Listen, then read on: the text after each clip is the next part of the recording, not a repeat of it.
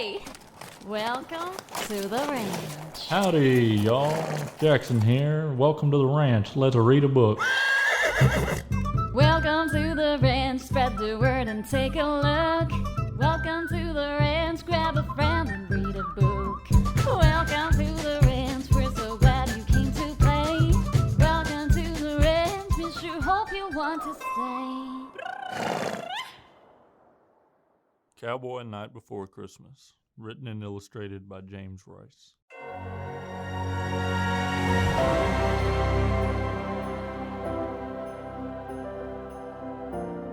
'Twas a cold Christmas Eve on the southwestern plain, and the north wind was blowing through a broke window pane.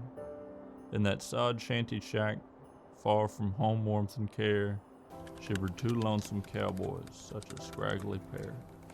They crowded the fireplace where the flames flickered low from smoldering embers that heated too slow.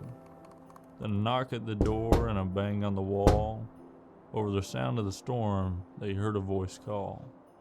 "Please open the door and let me come in. I'm near froze to death and chilled to the skin." The door was unbolted and then opened wide, and a fat little old man jumped quickly inside. There was frost on his whiskers and ice hung from his nose. He shivered and shook from his head to his toes. In spite of discomfort, he didn't complain. His expression was jolly as he paused to explain. "I was moving this cargo and making good time.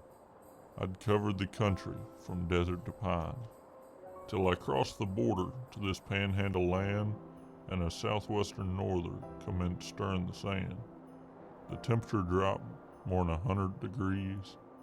My team soon fled north, where they'd less likely freeze." The old cowman had doubts about the strange little man, but in Southwest tradition, he put out his hand. "You can shake off your boots, you're welcome to stay, or we can help you to be on your way." The answer came quickly, with a twinkle of the eye. "I got many a miles yet, before the sun hits the sky. Could you find me a team? I gladly will pay. Then point my nose south, and I'll be on my way." "The only critters we have that can pull a full load are the ornery longhorns, and they'd have to be showed. They ain't ever been hitched to a wagon with reins. They'd be too much trouble. They're a mite short on brains." They made an odd threesome as they went out on the range, the old cowhand and the youngster, and the old man so strange. They saddled 3 broncs in the dark freezing night. With cold, stiffened fingers, they made the cinch tight. While roping the longhorns, they bumped and they stumbled, and numerous times from their horses they tumbled.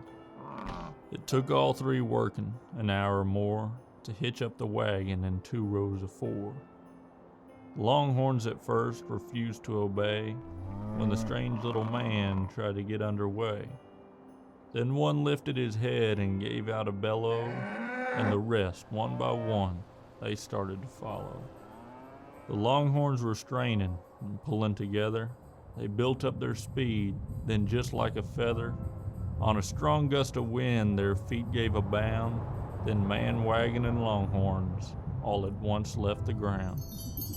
The old cowboy and youngster stared up in surprise, a trick of the storm, too much wind in the eye. Those were their thoughts as they looked at the sky. Any fool knew darn well that such things can't fly.